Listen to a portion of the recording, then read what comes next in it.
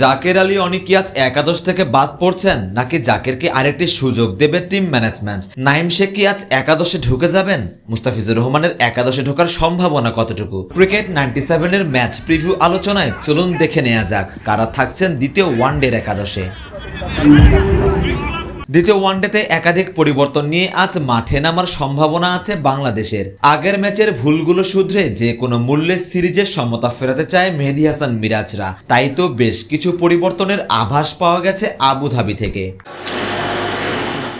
ওপেনিংয়ে তানজিদ হাসান তামিম আর সাইফ হাসান দুজনই টিকে যাচ্ছেন। টপ অর্ডার নিয়ে এখনই রদবদল আনতে চাইছে না টিম ম্যানেজমেন্ট। যদিও তামিম ধারাবাহিকভাবে রান পাচ্ছেন না, তবে তার ওপরই আস্থা রাখবে ম্যানেজমেন্টের। এক্ষেত্রে গতকালই আবুধাবিতে পৌঁছানো নাইম শেখের অপেক্ষাটা বাড়ছে। 3, 4 আর 5-এ যথারীতি আসবেন শান্ত, হৃদয় আর মেহেদী হাসান মিরাজ। প্রথম ম্যাচে রান না পাওয়া শান্ত চাইবেন রানে ফিরতে। শেষ 2 বছরে বাংলাদেশের সেরা পারফর্মারও তিনি। 4 আর 5-এ আসবেন তাওহিদ হৃদয় ও মেহেদী হাসান মিরাজ। গত ম্যাচে 101 রানের দারুণ এক জুটি গড়েছিলেন এই দুই ব্যাটার, তবে তাদের স্ট্রাইক রেট নিয়ে উঠেছিল প্রশ্ন। স্ট্রাইক রোটেশনে দুর্বলতা লেগেছে দৃষ্টিকটু। আজ হৃদয় মিরাজ কতটা রানের যোগান দিতে পারেন সেদিকেই নজর থাকবে সবার। 6 নম্বরে আজ শামীম পাটোয়ারির একাদশে ঢোকার সম্ভাবনা রয়েছে। আগের ম্যাচে জাকের আলী অনেক খেলেছিলেন এই পজিশনে, তবে টি-20-র ব্যর্থতা ওয়ানডেতেও টেনে আনা জাকেরকে এই ম্যাচে একাদশের বাইরে যেতে হতে পারে। আফগানদের রিস্ট স্পিনারদের বিপক্ষে মিডল অর্ডারে একজন বাহাতির অভাব ভুগিয়েছে প্রথম ম্যাচে। এই একটি কারণও শামীমকে এগিয়ে রাখছে একাদশে ঢুকতে।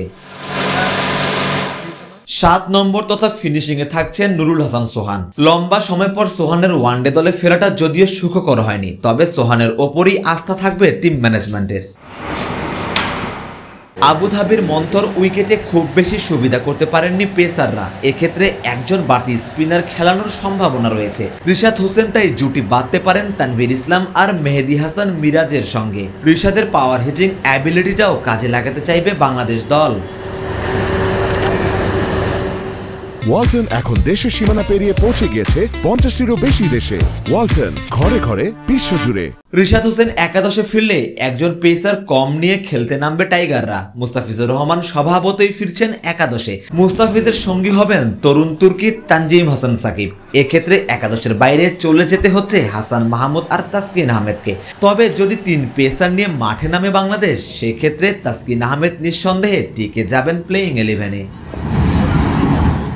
প্রথম ম্যাচে হেরে 2027 বিশ্বকাপে সরাসরি খেলার রাস্তাটা কঠিনই হয়ে গেছে মেহেদী হাসান মিরাজ, নাজমুল শান্তদের। বিশ্বকাপের আগে এখন প্রতিটি ম্যাচই বাংলাদেশের জন্য গুরুত্বপূর্ণ। টাইগাররা নিশ্চয়ই কোনোভাবেই আর পা ভরকাতে চাইবে না। এখন তাই দেখার পালা, দ্বিতীয় ম্যাচে জিতে সিরিজ ও বিশ্বকাপ দুটোর রেসেই টিকে থাকতে পারে কিনা লাল সবুজের প্রতিনিধিরা।